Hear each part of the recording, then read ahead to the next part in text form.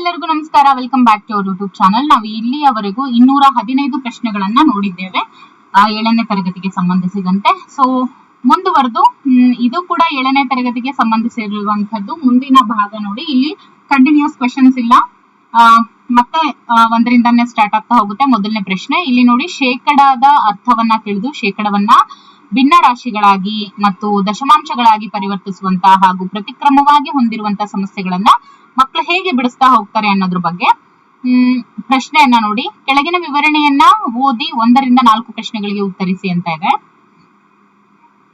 ದಾವಣಗೆರೆ ಜಿಲ್ಲೆಯ ಒಂದು ಸಣ್ಣ ಗ್ರಾಮದ ಒಟ್ಟು ಜನಸಂಖ್ಯೆ 2500 ಇದೆ.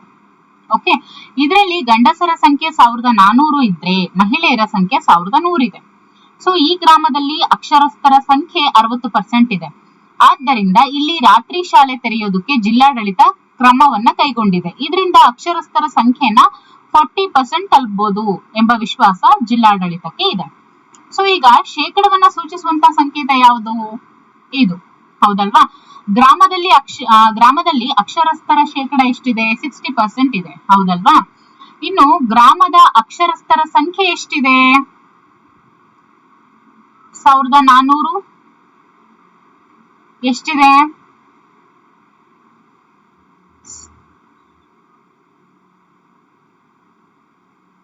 ಎಷ್ಟಿದೆ 60% ಅಂತ ಅಂದ್ರೆ 1500. ಓಕೆ, 1500 ಅಕ್ಷರಸ್ಥರ ಸಂಖ್ಯೆ ಇದೆ. ಇನ್ನು ಅಕ್ಷರಸ್ಥರ ಗುರಿ ತಲುಪಿಸಲು ಸಾಧಿಸಬೇಕಾದಂತಹ ಶೇಕಡ ಎಷ್ಟು? ಈಗ 60% ಇದೆ.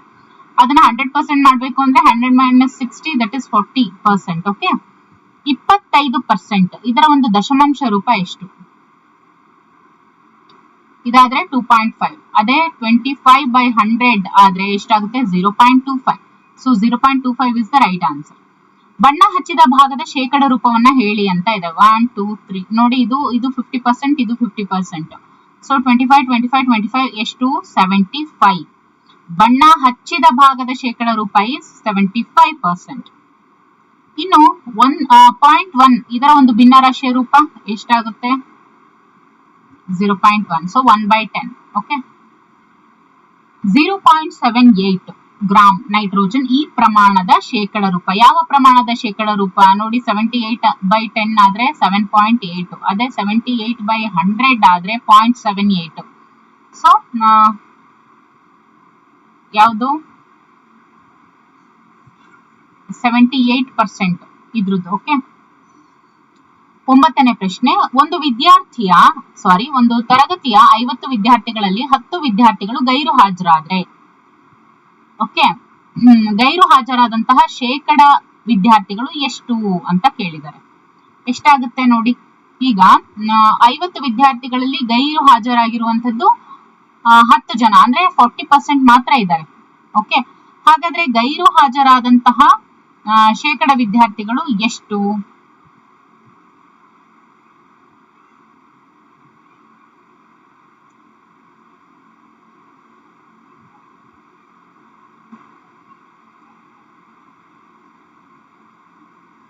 ಹೌದಲ್ವಾ? 40% ಗೈರು ಹಾಜರಾಗಿದ್ದಾರೆ, ಒಟ್ಟು 50.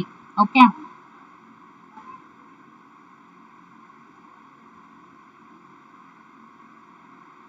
ಎಷ್ಟು? 5 4s 20.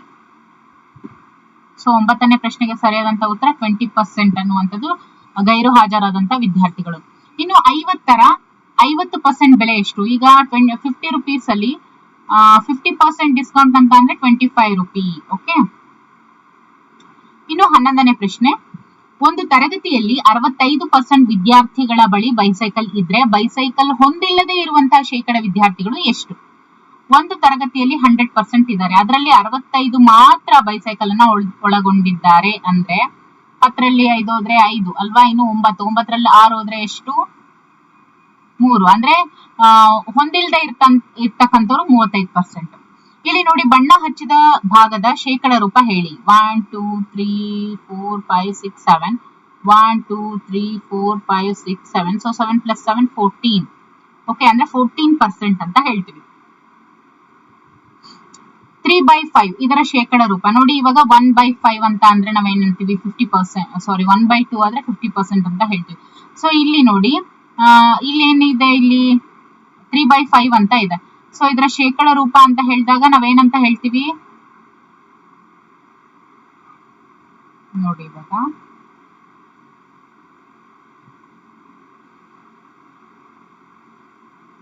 5 2s, ಸೊ ಎಷ್ಟು 60.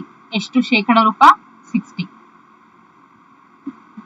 ಒಂದು ತ್ರಿಭುಜದ 3 ಒಳಕೋನಗಳು ಕ್ರಮವಾಗಿ 1:2:3 ಅನುಪಾತದಲ್ಲಿ ಇದಾವೆ. ಪ್ರತಿ ಕೋನದ ಅಳತೆಗಳು ಕ್ರಮವಾಗಿ ಹೇಳಬೇಕು ಅಂದ್ರೆ ನೋಡಿ, ಇದು ಬರುತ್ತಾ, ಇದು ಬರಲ್ಲ, ಇದು ಬರಲ್ಲ, ಇದು ಬರಲ್ಲ, ಇದು ಬರಲ್ಲ, ನೋಡಿದ ಕೂಡಲೇ ಹೇಳುವಂತದ್ದು ಗೊತ್ತಿರಬೇಕು. Okay, 31s, 32s, 33s.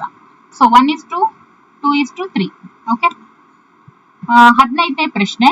Gautam ಒಂದು ಶರ್ಟ್ ಮೇಲೆ 25% ರಿಯಾಯಿತಿ ನೀಡಿದ್ದರಿಂದ ಗೌತಮ್ಗೆ 100% ಅಂದ್ರೆ 100 ರೂಪಾಯಿ ಉಳಿತು.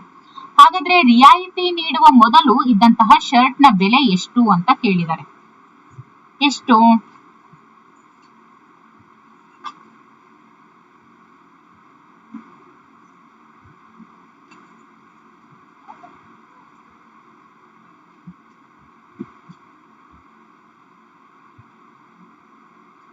ಈಗ ನೋಡಿ, ಇವಾಗ ಎಕ್ಸ್ ಅಂತ ಅನ್ಕೊಳ್ಳೋಣ. ಗೌತಮ್ ಶರ್ಟ್ ನ ಬೆಲೆ ಎಕ್ಸ್ ಅಂತ ಅನ್ಕೊಳ್ಳೋಣ. ಓಕೆ, ಡಿಸ್ಕೌಂಟ್ ಎಷ್ಟು ಕೊಟ್ಟಿದ್ರು?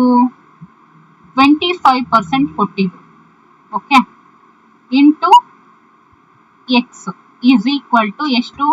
100% ಅವನಿಗೆ ಉಳಿದಿದ್ದು. ಸೊ ಇವಾಗ ನಾವೇನ್ ಮಾಡ್ಬೇಕು? Multiply by 100/25. ಇದನ್ನ ನಾವು ಬೋತ್ ಸೈಡ್ಸ್ ನಾವೇನ್ ಮಾಡ್ಬೇಕು? 100/25 ಇಂದ ಮಾಡ್ಬೇಕು. ಸೊ ಅವಾಗ ಏನಾಗುತ್ತೆ ನೋಡಿ, ನಾನು ಇಲ್ಲೇ ಮಾಡ್ತೀನಿ. 100/25 ಇಂಟು 100/25. ಸೊ ಇದು ಕ್ಯಾನ್ಸಲ್ ಆಗುತ್ತೆ. ಸೊ ಏನ್ ಉಳಿಯುತ್ತೆ? X is equal to 100 into 100/25 ಉಳಿಯುತ್ತೆ. So 25 1s are 25 4s are. So x is equal to 400. So 400 is the right answer. ಈಗ ನೋಡಿ 16ನೇ ಪ್ರಶ್ನೆ. ಒಂದು ಅಂಗಡಿಯಲ್ಲಿ ಸೀರೆಗಳನ್ನ 20% ರಿಯಾಯಿತಿಯಲ್ಲಿ ಮಾರಾಟ ಮಾಡ್ತಾ ಇದ್ದಾರೆ. ಒಂದು ಸೀರೆಯ ಬೆಲೆ 500 ರೂಪಾಯಿ ಆದಾಗ ರಿಯಾಯಿತಿಯ ನಂತರ ಆ ಸೀರೆಯ ನಿಖರವಾದ ಬೆಲೆ ಎಷ್ಟು? ಈಗ ನೋಡಿ, ಒಂದು ಅಂಗಡಿನಲ್ಲಿ ಸೀರೆಗಳನ್ನ 20% ಡಿಸ್ಕೌಂಟ್ ಅಂತ ಮಾಡ್ತಾ ಇದ್ದಾರೆ. ಓಕೆ, ಅಂದ್ರೇನು? ಒಂದು ಅಂಗಡಿನಲ್ಲಿ ರಿಯಾಯಿತಿಯನ್ನ 20% ಅಂತ ಮಾಡ್ತಾ ಇದ್ದಾರೆ.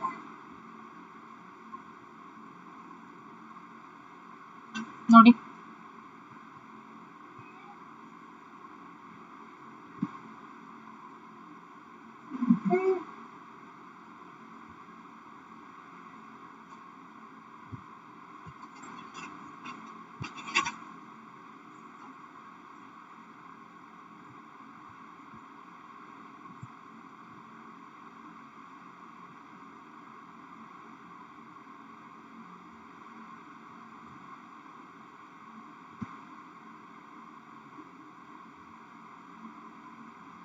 ಈಗ ನೋಡಿ 20% ರಿಯಾಯಿತಿ ಅಂತ ಇದೆ.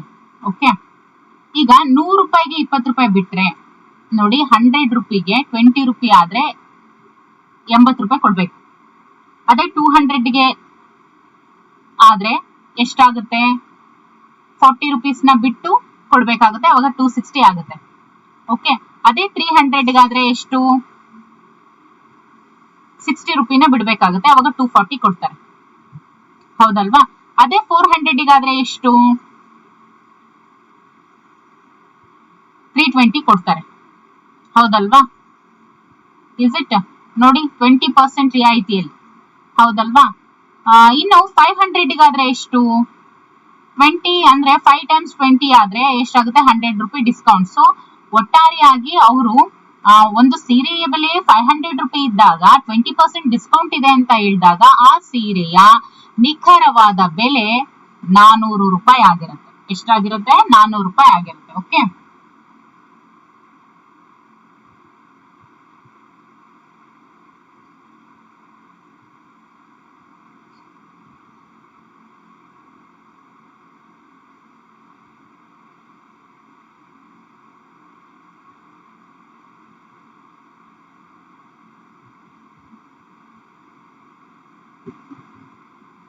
ಇನ್ನು 17ನೇ ಪ್ರಶ್ನೆ, ಸೀತಾಳು ಬುಟ್ಟಿಯಲ್ಲಿ ಇರುವಂತಹ 8 ಹಣ್ಣುಗಳನ್ನ ಕಾಲ್ಭಾಗ ಹಣ್ಣುಗಳನ್ನ ತಿಂತಾಳೆ. ಹಾಗಾದ್ರೆ ಬುಟ್ಟಿಯಲ್ಲಿ ಉಳಿದ ಶೇಕಡ ಹಣ್ಣುಗಳೆಷ್ಟು?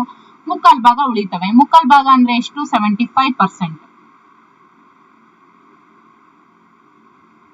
ಇನ್ನು ರಾಮುವಿನ ಬಳಿ 10 ಗೋಲಿಗಳು ಇದಾವೆ. ಸೋಮುವಿನ ಬಳಿ ರಾಮುವಿನಿಗಿಂತ 50% ಹೆಚ್ಚು ಗೋಲಿಗಳು ಇದಾವೆ.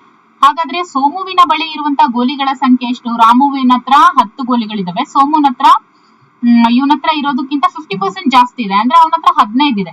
ಹಾಗಾದ್ರೆ ಸೋಮುವಿನ ಬಳಿ ಇರುವಂತ ಗೋಲಿಗಳು ಎಷ್ಟು? 15. ಹೌದಲ್ವಾ? ಇನ್ನು ನೋಡಿ, ಸಮಸ್ಯೆಗಳನ್ನ ಬಿಡಿಸಿ ಅಂತ ಇದೆ. ಮೊದಲನೇ ಪ್ರಶ್ನೆ, 19ನೇ ಪ್ರಶ್ನೆ, 250ರ 15% ಬೆಲೆಯನ್ನ ಕಂಡು ಹಿಡಿಯಿರಿ ಅಂತ ಇದೆ. 250 ಇಂಟು 15% ಬೆಲೆಯನ್ನ ಕಂಡು ಹಿಡಿಯಿರಿ ಅಂತ ಇದೆ. ಓಕೆ, ಏನ್ ಹೇಳ್ಬೋದು ಈಗ?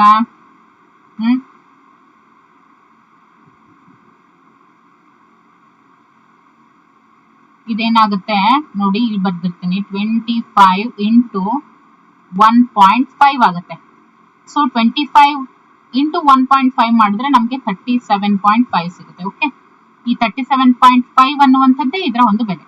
ಇನ್ನು ಪೂರ್ಣಾಂಶದ 8% 40 ಲೀಟರ್ ಆಗಿದೆ. ಈ ಸಂದರ್ಭದಲ್ಲಿ ಪೂರ್ಣಾಂಶ ಎಷ್ಟು ಅಂತ ಕೇಳಿದರೆ ನೋಡಿ, ಇವಾಗ ಪೂರ್ಣಾಂಶದ 8% 40 ಲೀಟರ್ ಆಗಿದೆ. ಅಂದ್ರೆ ಇವಾಗ ನಾವು ನೋಡಿ ಅದನ್ನ ಎಕ್ಸ್ ಅಂತ ತಗೊಳ್ಳೋಣ. Into 8%, okay, is equal to ಅದೆಷ್ಟಾಗಿದೆ? 40 ಲೀಟರ್ ಆಗಿದೆ. ಸೊ ಹಾಗಾದ್ರೆ ಏನಂತ ಹೇಳ್ಬೋದು? 8x is equal to 40 into 100. Okay, ಇದನ್ನ ಈ ಕಡೆ ಕಳಿಸಿದೀವಿ. ಸೊ ಅವಾಗ ಏನಾಗುತ್ತೆ? x is equal to 4000 by 8. x is equal to 500 litre ಆಗುತ್ತೆ. ಓಕೆ, 21ನೇ ಪ್ರಶ್ನೆ ನೋಡಿ, ಲಭ್ಯವಿರುವಂತ 25 ಟಿವಿಗಳಲ್ಲಿ 16 ಟಿವಿಗಳು ಕೆಟ್ಟು ಹೋಗಿದಾವೆ. ಕೆಟ್ಟು ಹೋಗಿರುವಂತ ಟಿವಿಗಳ ಶೇಕಡ ಎಷ್ಟು? ನೋಡಿ, ಇವಾಗ 25 ಟಿವಿಗಳಿದೆ, ಅದರಲ್ಲಿ 16 ಟಿವಿಗಳು ಕೆಟ್ಟೋಗಿದಾವೆ. 16 ಟಿವಿಗಳು ಕೆಟ್ಟೋಗಿದಾವೆ. ಹಾಗಾದ್ರೆ ಕೆಟ್ಟು ಹೋಗಿರುವ ಟಿವಿಗಳ ಶೇಕಡ ಎಷ್ಟು ಅಂತ ಕೇಳಿದರೆ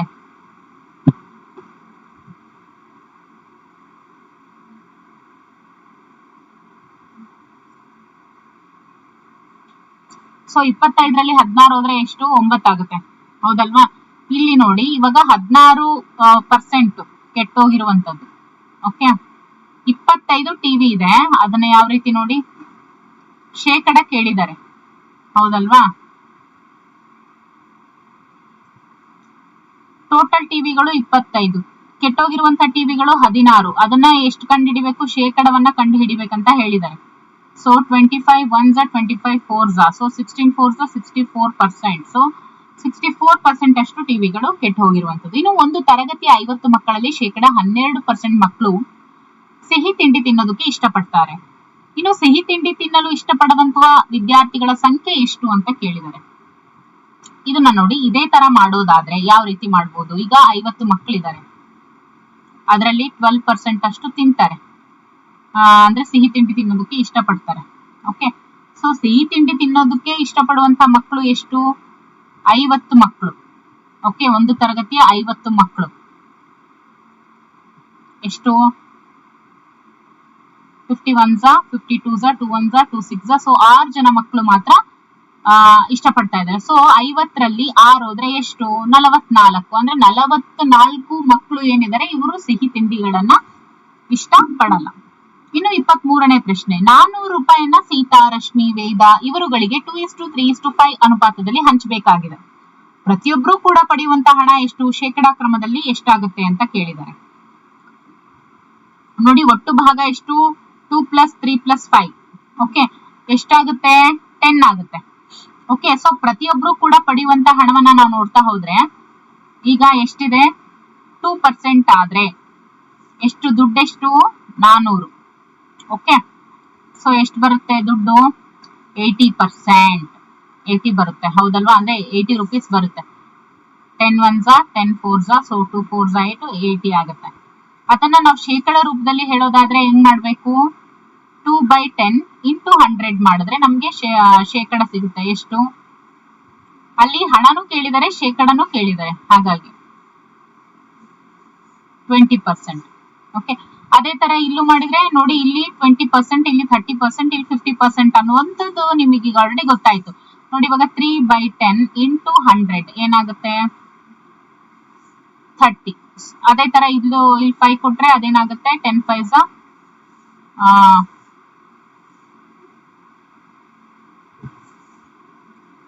10 1 ಓಕೆ 10 10 100. ಸೊ ಇಲ್ಲಿ ಅಂದ್ರೆ ಇಲ್ಲೂ ಕೂಡ 50%. ಸೊ ಶೇಕಡವಾರು ನೋಡಿದಾಗ 20%, 30%, 50% ಆಗುತ್ತೆ. ಈಗ ಹಣವನ್ನ ನೋಡ್ತಾ ಇದೀವಲ್ವಾ, ಮೊದಲನೇದು ಗೊತ್ತಾಯ್ತು 80 ಅಂತ ಹೇಳಿ. ಈಗ ಎರಡನೇದು ನೋಡೋಣ. ಓಕೆ, ಎರಡನೇದು ಅಂದ್ರೆ 3/100. ಸಾರಿ, ಟೋಟಲ್ ಎಷ್ಟಿದೆ 10 ಇದೆ ಅಲ್ವಾ, total is 10. So 3/10 into 400. 10 1 10 4 40. So ಇಲ್ಲಿ 0 ಹಾಗೆ ಇರುತ್ತೆ, 120 rupees. ಓಕೆ, ಇನ್ನು ಇದು ನೋಡಿ 5 ಟೋಟಲ್ ಎಷ್ಟು 10 ಇಂಟು ದುಡ್ಡೆಷ್ಟು 400. ಸೊ 10 1 10 4 40. 10 4 40, 0ಗೆ 0. ಸೊ 5 4 20, 200. ಓಕೆ, ಮುಂದಿನ ಪ್ರಶ್ನೆ ನೋಡಿ.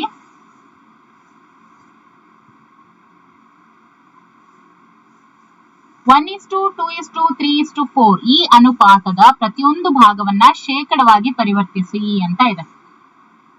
ನೋಡಿ 3 6 4 ಅಂದ್ರೆ ಇದಿಷ್ಟು ಟೋಟಲ್ 10 ಆಗುತ್ತೆ. ಓಕೆ, ಇದನ್ನ ನಾವು ಪ್ರತಿಯೊಂದು ಭಾಗವನ್ನು ಕೂಡ ನಾವು ಶೇಕಡವಾಗಿ ಪರಿವರ್ತಿಸಬೇಕು ಅಂದ್ರೆ 1/10 into 100. 10 1 10, so 10%. 2/10 into 100. 10 10 cancel, so 20%. ಇದು ನೋಡಿ 3/10 ಇಂಟು 100. 10 10 ಕ್ಯಾನ್ಸಲ್, 30%. ಅಂದ್ರೆ 10 1 10, ಸೊ 30%. ಅದೇ ತರ 4/10 ಇಂಟು 100. 10 1 10 10, ಸೊ 40%. ಅದೇ ತರ ಸೊ ಸಿಕ್ತು ಅಲ್ವಾ.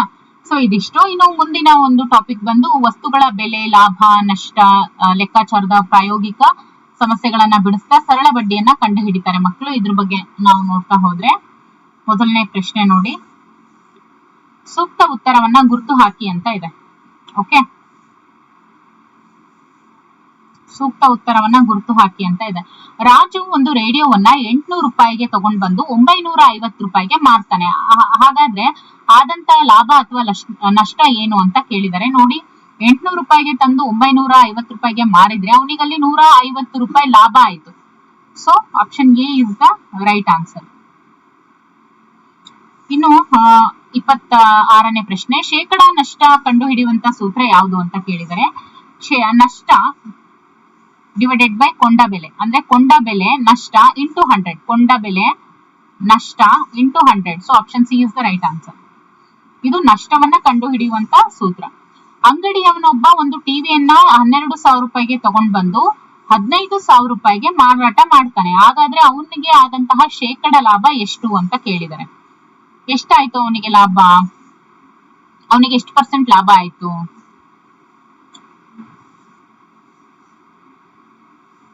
ನೋಡಿ, ಅವನು 12,000ಕ್ಕೆ ತಗೊಂಡ್ ಬಂದು 15,000ಗೆ ಮಾರ್ತಾನೆ. ಓಕೆ, ಸೊ ಅವನಿಗೆ 3,000 ರೂಪಾಯಿ ಲಾಭ ಆಯ್ತು. ಓಕೆ, 3,000 ರೂಪಾಯಿ ಲಾಭ ಆಯ್ತು. 3,000 ರೂಪಾಯಿ ಲಾಭ ಆಯ್ತು ಅಂತ ಹೇಳಿದಾಗ ಅವನಿಗೆ ಎಷ್ಟು 25% ಅಷ್ಟು ಲಾಭ ಸಿಕ್ಕಿದೆ. ಓಕೆ, ಇನ್ನು 28ನೇ ಪ್ರಶ್ನೆ, ಮೊತ್ತವನ್ನ ಕಂಡು ಹಿಡಿಯುವಂತ ಸೂತ್ರ ಯಾವುದು? ಮೊತ್ತವನ್ನ ಕಂಡು ಹಿಡಿಯುವಂತದ್ದು ಅಸಲು ಪ್ಲಸ್ ಸರಳ ಬಡ್ಡಿ. ನೋಡಿ, ಮೊತ್ತವನ್ನ ಕಂಡು ಹಿಡಿಯುವಂತ ಸೂತ್ರ ಅಸಲು ಪ್ಲಸ್ ಸರಳ ಬಡ್ಡಿ. ಇನ್ನು 29ನೇ ಪ್ರಶ್ನೆ ನೋಡಿ, ಬಡ್ಡಿ ದರ ಕಂಡು ಹಿಡಿಯುವಂತ ಸೂತ್ರ ಯಾವುದು ಅಂತ ಕೇಳಿದರೆ, ಬಡ್ಡಿ ದರವನ್ನ ಕಂಡು ಹಿಡಿಯುವಂತ ಸೂತ್ರ R is equal to 100 into interest divided by P into T. So option C is the right answer. ಇನ್ನು 2,000 ರೂಪಾಯಿ ಅಸಲಿಗೆ 2 ವರ್ಷಕ್ಕೆ 12% ಬಡ್ಡಿ ದರದಂತೆ ಆಗುವಂತಹ ಸರಳ ಬಡ್ಡಿ ಎಷ್ಟು ಅಂತ ಕೇಳಿದರೆ, ನೋಡಿ 2 ವರ್ಷಕ್ಕೆ 12% ಬಡ್ಡಿ ದರದಂತೆ ಆಗುವಂತಹ ಸರಳ ಬಡ್ಡಿ ಕೇಳಿದ್ದಾರೆ. ಸೊ ಸರಳ ಬಡ್ಡಿ ಎಷ್ಟಾಗುತ್ತೆ? 480 ರೂಪಾಯಿ ಆಗುತ್ತೆ ಸರಳ ಬಡ್ಡಿ. ಓಕೆ, 2 ವರ್ಷಕ್ಕೆ.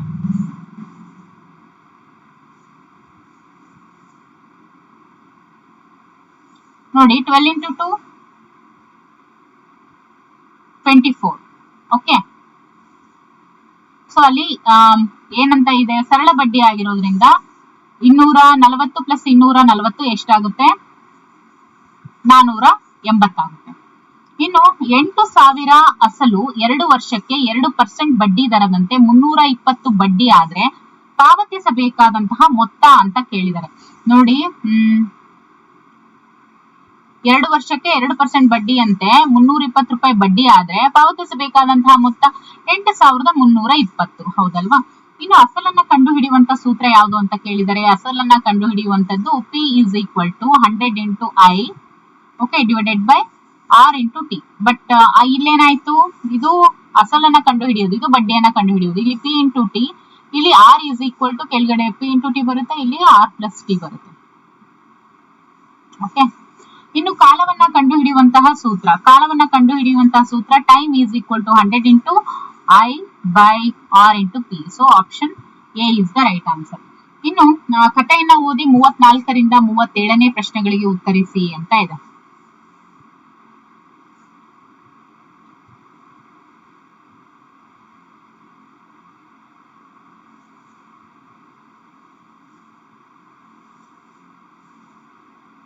ಕಥೆಯನ್ನ ಓದಿ 34ರಿಂದ 37ನೇ ಪ್ರಶ್ನೆಗಳಿಗೆ ಉತ್ತರಿಸಿ ಅಂತ ಇದೆ. ರಮೇಶ ಊರಿನಲ್ಲಿ ಇದ್ದಂತ ಜಮೀನಿನಲ್ಲಿ ವ್ಯವಸಾಯ ಮಾಡೋದಕ್ಕೆ ಒಂದು ಜೊತೆ ಹೋರಿಗಳನ್ನ ಖರೀದಿಸೋದಕ್ಕೆ ತನ್ನ ಚಿಕ್ಕಪ್ಪನ ಜೊತೆಗೆ ದನಗಳ ಜಾತ್ರೆಗೆ ಹೋಗ್ತಾನೆ. ಜಾತ್ರೆಯಲ್ಲಿ ಒಬ್ಬ ವ್ಯಾಪಾರಿಯಿಂದ 30,000 ರೂಪಾಯಿಗೆ ಜೋಡಿ ಎತ್ತುಗಳನ್ನ ಖರೀದಿಸಿ 2 ವರ್ಷಗಳ ನಂತರ ರಮೇಶನು ಆ ಎತ್ತುಗಳನ್ನ 60,000 ರೂಪಾಯಿಗೆ ಆತ ಮಾರಾಟ ಮಾಡ್ತಾನೆ. ಸೊ ವ್ಯಾಪಾರಿಗಳು ತಾವು ಖರೀದಿಸಿದಂತಹ ವಸ್ತುವಿಗೆ ನೀಡಿದ ಹಣವನ್ನ ಹೀಗಂತ ಕರೀತಾರೆ. ನೋಡಿ, ತಾವು ಖರೀದಿಸಿದಂತಹ ವಸ್ತುವಿಗೆ ನೀಡಿದ ಹಣವನ್ನ ಹೀಗಂತ ಕರೀತಾರೆ. ಏನಂತ ಕರೀತಾರೆ? ಕೊಂಡಂತಹ ಬೆಲೆ ಅಂತ ಕರೀತಾರೆ. ವ್ಯಾಪಾರಿಗಳು ವಸ್ತುಗಳನ್ನ ಗ್ರಾಹಕರಿಗೆ ಮಾರುವ ಬೆಲೆಯನ್ನ ಈ ರೀತಿಯಾಗಿ ಕರೀತಾರೆ. ಏನಂತ ಕರೀತಾರೆ? ಮಾರಿದ ಬೆಲೆ ಅಂತ ಹೇಳಿ ಕರೀತಾರೆ. ಮಾರುವ ಬೆಲೆಯನ್ನ ಮಾರಿದ ಬೆಲೆ ಅಂತ ಕರೀತಾರೆ. ವ್ಯಾಪಾರಿಗಳು ಲಾಭ ಪಡೆಯಲು ಕೊಂಡ ಬೆಲೆ ಮತ್ತು ಮಾರಿದ ಬೆಲೆ ಹೀಗಿರ್ಬೇಕು. ನೋಡಿ, ಲಾಭ ಪಡಿಬೇಕು ಅಂದ್ರೆ ಕೊಂಡ ಬೆಲೆಗಿಂತ ಮಾರಿದ ಬೆಲೆ ಜಾಸ್ತಿ ಆಗಿರ್ಬೇಕು. ಅಂದ್ರೇನು? ಗ್ರೇಟರ್ ದ್ಯಾನ್ ಆಗಿರ್ಬೇಕು. ಸೊ ಗ್ರೇಟರ್ ದ್ಯಾನ್ ಅಂತ ಅಂದ್ರೆ ಕೊಂಡ ಬೆಲೆ ಮಾರಿದ ಬೆಲೆಗಿನ್ನ ಕಮ್ಮಿ ಆಗಿರ್ಬಾರ್ದು, ಜಾಸ್ತಿ ಆಗಿರ್ಬೇಕು. ಓಕೆ,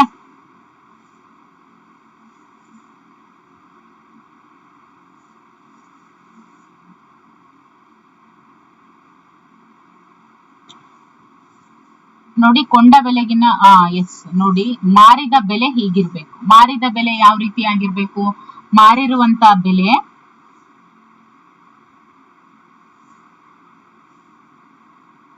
ಕೊಂಡ್ಕೊಂಡಿರೋದಕ್ಕಿಂತ ಜಾಸ್ತಿ ಇರ್ಬೇಕು. ಹೌದು ತಾನೆ? ವ್ಯಾಪಾರಿಗಳು ಲಾಭ ಪಡಿಬೇಕು ಅಂದ್ರೆ ಕೊಂಡ ಬೆಲೆ ಮತ್ತು ಮಾರಿದ ಬೆಲೆ ಹೀಗಿರ್ಬೇಕು. ಹೇಗಿರ್ಬೇಕು? ಕೊಂಡ ಬೆಲೆ ಕಮ್ಮಿ ಇರ್ಬೇಕು, ಮಾರಿದ ಬೆಲೆ ಜಾಸ್ತಿ ಇರ್ಬೇಕು. ಅವಾಗ ಮಾತ್ರ ವ್ಯಾಪಾರಿಗಳಿಗೆ ಲಾಭ ಬರೋದಕ್ಕೆ ಸಾಧ್ಯ. ಓಕೆ,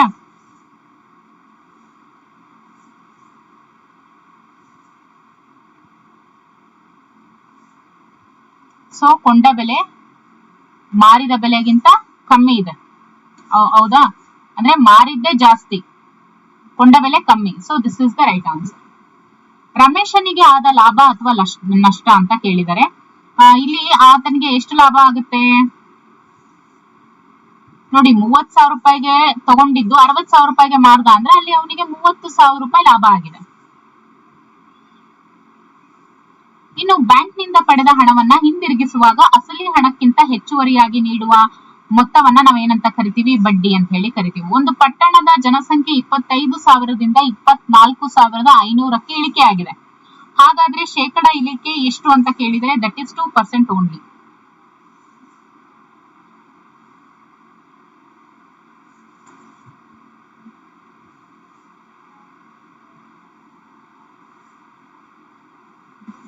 ಇನ್ನು 40ನೇ ಪ್ರಶ್ನೆ. ಒಂದು ಶಾಲಾ ತಂಡವು ಪ್ರಸ್ತುತ ವರ್ಷ 6 ಪಂದ್ಯಗಳನ್ನ ಗೆದ್ಕೊಂಡಿದೆ.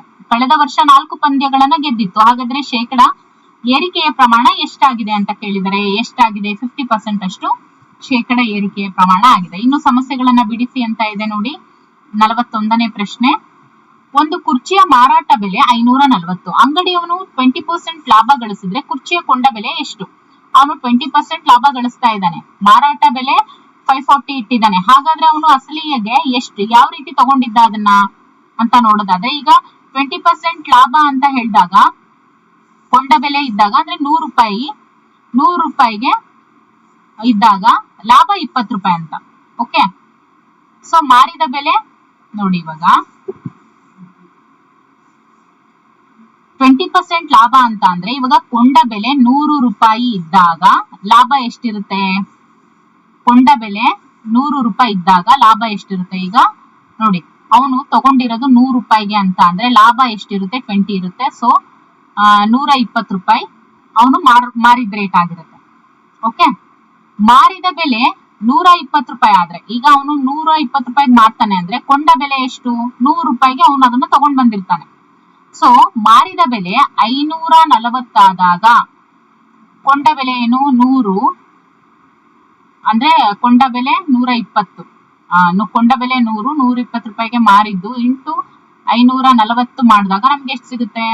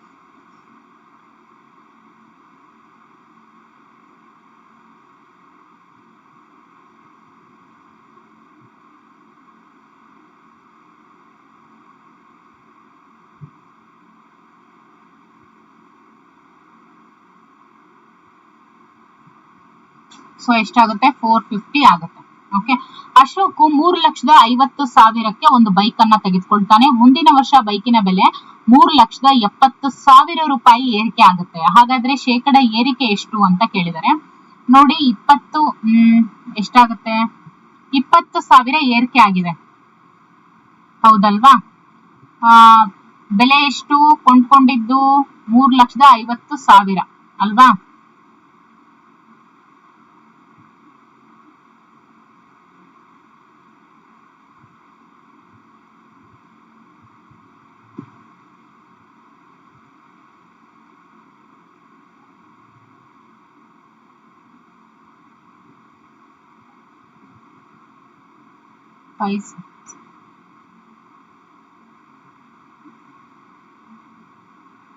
ಸೊ ಎಷ್ಟಾಗುತ್ತೆ? 5.7% ಆಗುತ್ತೆ. ಇನ್ನು 43ನೇ ಪ್ರಶ್ನೆ ನೋಡಿ, ಕನಕಳು ಒಂದು ಮೊಬೈಲ್ ಅನ್ನ 20,000 ರೂಪಾಯಿಗೆ ತೆಗೆದುಕೊಳ್ತಾಳೆ. 25% ಲಾಭಕ್ಕೆ ಅವಳು ಮಾರ್ತಾಳೆ. ಹಾಗಾದ್ರೆ ಅವಳಿಗೆ ದೊರೆಯುವಂತ ಹಣ ಎಷ್ಟು? ಅವಳು ಎಷ್ಟು ತಗೋತಾಳೆ? 20,000 ರೂಪಾಯಿಗೆ ಅವಳು ತೆಗೆದುಕೊಂಡಿರ್ತಾಳೆ. ಓಕೆ, ಇನ್ನು 25% ಲಾಭಕ್ಕೆ ಆಕೆ ಮಾರ್ತಾಳೆ. ಓಕೆ,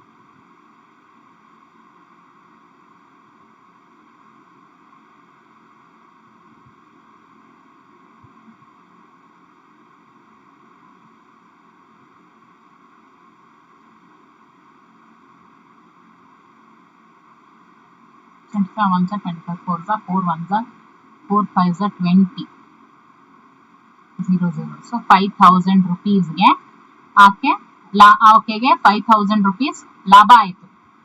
ಓಕೆ, ಹಾಗಾದ್ರೆ ಅವಳಿಗೆ ದೊರೆಯುವಂತ ಲಾಭ ಏನು? 25,000 ರೂಪಾಯಿ. ದೊರೆಯುವಂತ ಹಣ 25,000 ರೂಪಾಯಿ. 44ನೇ ಪ್ರಶ್ನೆ, 3,500 ರೂಪಾಯಿಗೆ ಸಾಲಿಯಾನ 7% ಬಡ್ಡಿಯ ದರದಲ್ಲಿ ನೀಡಲಾಗಿದೆ. ಸಾಲವನ್ನ ಅಂತ ಇರ್ಬೇಕದು. 2 ವರ್ಷಗಳ ಅಂತ್ಯಕ್ಕೆ ದೊರೆಯುವಂತಹ ಸರಳ ಬಡ್ಡಿ ಎಷ್ಟು ಅಂತ ಕೇಳಿದರೆ, ಸೊ ಸರಳ ಬಡ್ಡಿ ನೋಡಿ, I = P × T × R / 100 ಮಾಡಿದ್ರೆ ನೋಡಿ ಎಷ್ಟು, 3,500 ಇಂಟು ಬಡ್ಡಿ ಇಂಟ್ರೆಸ್ಟ್ ನೋಡಿ ಎಷ್ಟು, ಬಡ್ಡಿ 7 ಇಂಟು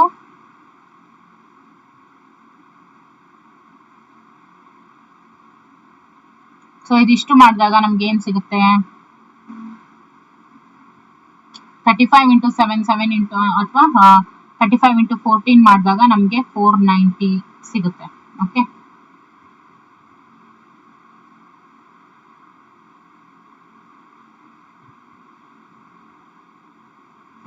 ಸಿಗುತ್ತೆ.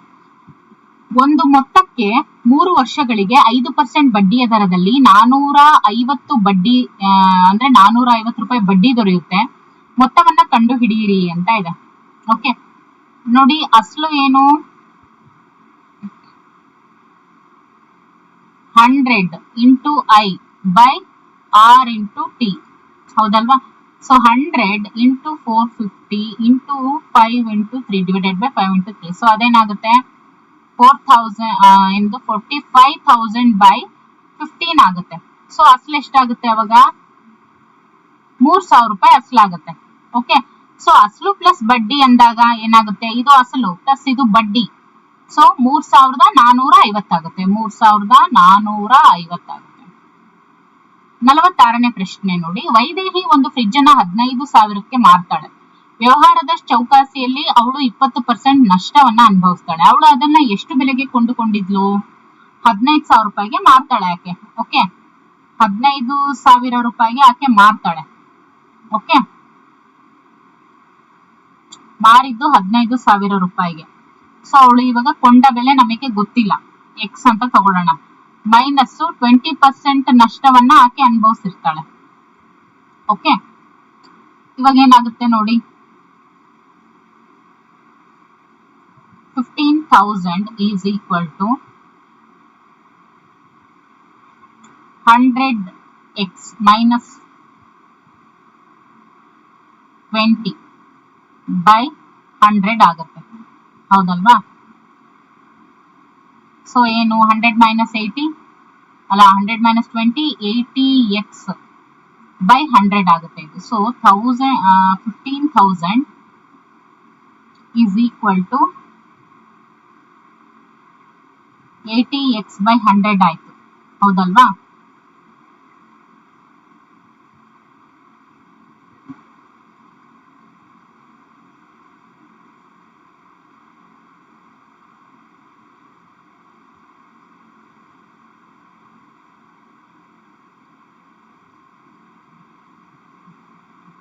$80x by 100 is equal to 15,000.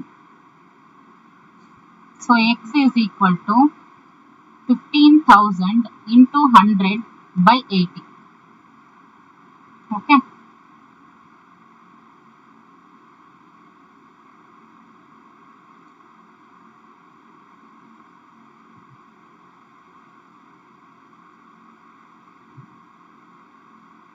Four ones are 4, 3s are 12, 4 5s are 20. Okay.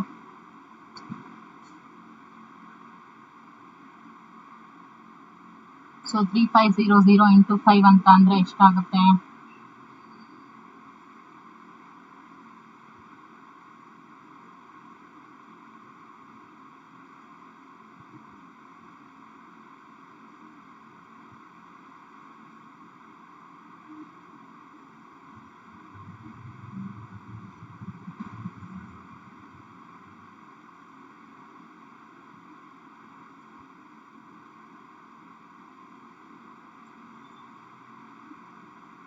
So ಇದಿಷ್ಟು ಮಾಡಿದಾಗ ನಮಗೆ 18,750 ಸಿಗುತ್ತೆ. ಸೊ ಅವಳು ಕೊಂಡಂತಹ ಬೆಲೆ ಎಷ್ಟು? 18,750 ರೂಪಾಯಿಗೆ ಆಕೆ ತೆಗೆದುಕೊಂಡು ಬಂದಿರ್ತಾಳೆ. ಓಕೆ, ಆದ್ರೆ ಹಾಗಾದ್ರೆ ಆಕೆಗೆ ಎಷ್ಟು ನಷ್ಟ ಆಯ್ತು? 3,750 ರೂಪಾಯಿ ಆಕೆಗೆ ನಷ್ಟ ಆಯ್ತು.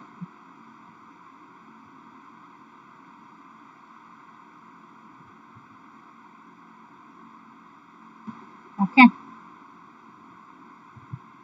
ಸೊ ಇನ್ನು ಮುಂದಿನ ತರಗತಿಯಲ್ಲಿ ಇನ್ನಷ್ಟು ಪ್ರಶ್ನೆಗಳನ್ನ ನೋಡ್ತಾ ಹೋಗೋಣ. ಓಕೆ.